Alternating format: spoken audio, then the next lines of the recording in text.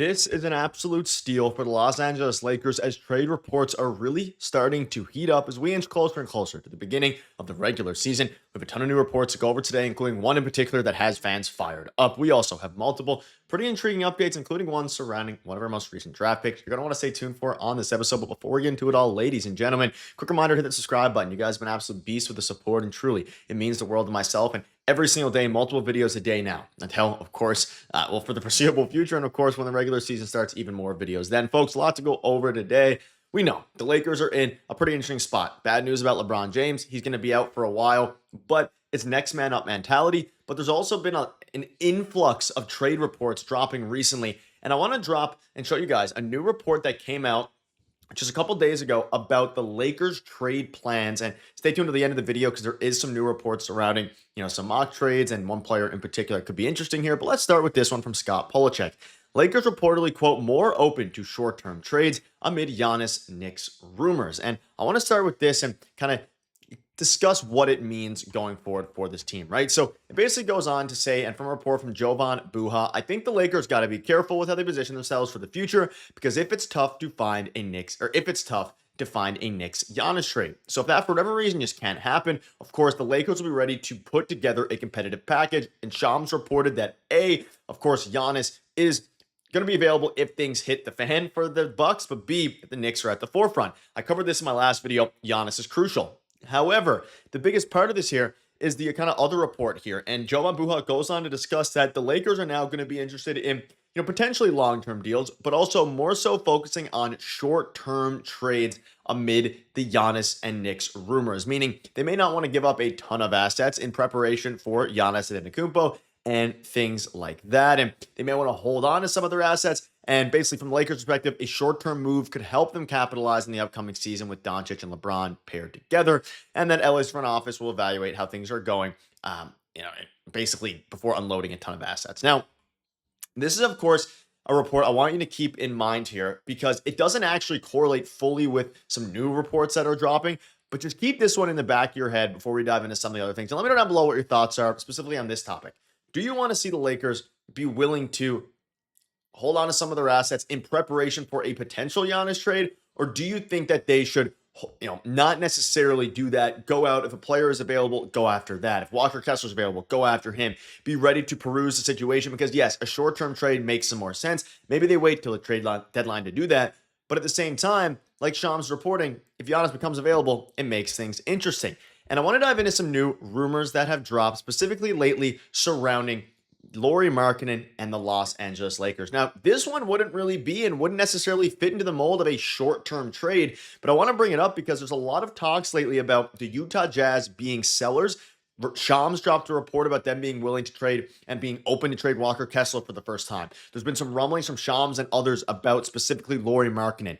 And I wanted to show you guys this first to give you guys this update from Jovan Buha, but also to kind of flip the script on it and think, okay, is it worth, hypothetically here, and some rumors are dropping about Lauri Markkanen, would it be worth to maybe make a move for Lauri, or would you be better off waiting and hoping that someone is available in Giannis Antetokounmpo in a few months, in a year? I'm more of the mindset of if a great trade comes up, whether that's Lauri Markkanen, Walker Kessler, Herb Jones, somebody else, I wouldn't, if the deal's right, hold back because Giannis Antetokounmpo might be available. Like the most likely outcome for Giannis is he either goes to the Knicks or he stays with the Bucks, right? Retires in Milwaukee or something like that. Now this has dropped and it caused a lot of speculation. Lauri Markkanen has long been linked to the Los Angeles Lakers. And of course, although the possibility of landing Markkanen emerged early in the offseason along with Kessler, the Jazz shut down negotiations earlier in the offseason, but also have reopened them kind of since and are always willing to make a deal, especially if they slowly start to fall off. This is where I want to get your guys' thoughts because there's a couple different trades that have kind of gone down here. And this is one of them, which is Lauri Markkanen for Austin Reaves, Maxi Kleber, some picks. This one here, I do not do. And I want to kind of, as we begin towards the regular season, a bunch of new stuff is starting to drop. I kind of want to set the scene for how things look. And I'm super curious what you guys think about it. This is not a steal, right? Lauri Markkanen, you're giving up Austin Reaves and a couple of, it would have to be a 2026, swap or 2031 first round pick. I don't even know if the picks that they're saying in this article are even possible to convey here. But this one here specifically, I don't love. Yes, you're getting Lauri Markkanen, who would actually fit this team really well, right? And a lot of different question marks, can fill in where LeBron is positionally, fits well.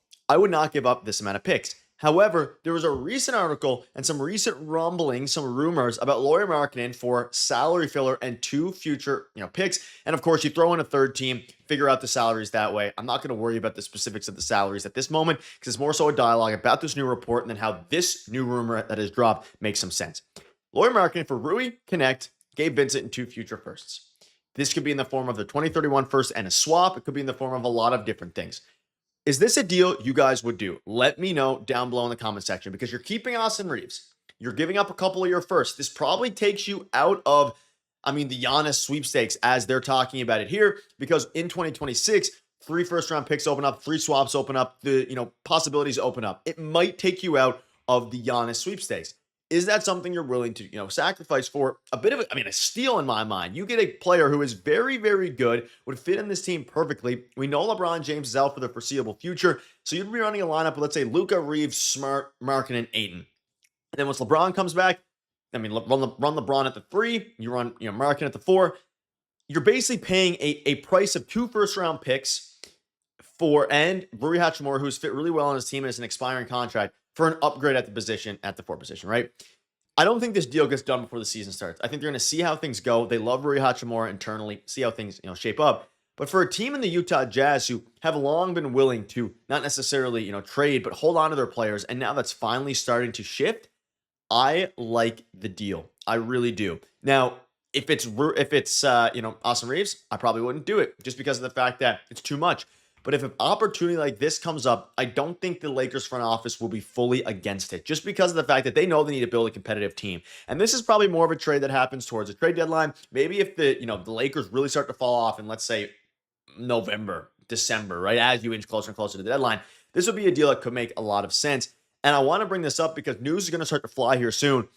I do not think that the Lakers will only be interested in short-term trades. However, there are a lot of short-term trades, and I'll be covering them on the channel, that could make some sense. With the recent rumblings about the Jazz being willing to move off of some of their guys, Jazz being willing finally to trade Kessler and Lauri, is this a deal you would do? Let me know down below in the comment section. Because you look at the bench, you look at the starters, you look at the depth chart, you look at the lineup as we head into late October's opening night, whatever. Luka, Reaves, and this is for game 1, their home opener or season opener rather. Luka, Reaves, maybe they throw Smart in there, but it's probably going to be Luka, Reaves, Rui, LaRavia, Ayton. Is that a championship team? We'll have to find out. Luka's ready for next man up. You slide LeBron in. Hopefully that injury is not going to take him out super, super long term. If it is, you might have to try to make some Band-Aid trades early. Maybe look at some guys who are available in free agency, guys who are waived recently, 2-way contracts the Lakers have been actively involved in. Let me know down below what your thoughts are. A lot of new news is coming out, but folks, keep an eye out.